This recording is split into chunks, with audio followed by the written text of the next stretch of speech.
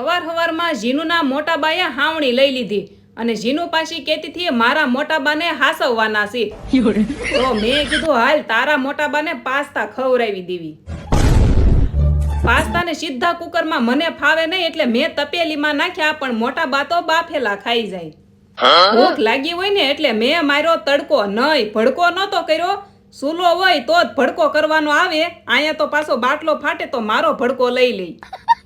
Pasta ખાઈને બેને બહુ મહેનત કરી, એકય હુતા નહીં. મેં કીધું હાલો બાર, જે હુવે એને હુવાઈ દો, અહીંયા તો બહુ ગરમી લાગે ને એટલે વાંધો નહીં. તો જીનું કહે કે મને તડકો લાગે, મને તાઢી કરી દે. પછી મેં એને નવરાવીને તાઢી કરી. બસ પછી તો અમારા બેને ફ્રીજને લોક મારી દીધો રમતા રમતા, અને સાયવી ખોઈ નાખી. હે ભગવાન તેરી લીલા અપરંપાર હે. આખું ઘર ખોળી નાખ્યું, પણ સાયવીનો ક્યાંય પત્તો લાગ્યો નહીં. પછી મેં ફ્રીજનો લોક કેમ ખોલ્યો ને એ જોવો હોય ને તો મારી આ ચેનલમાં ફૂલ વિડીયો આવી ગયો છે, જોઈ આવજો.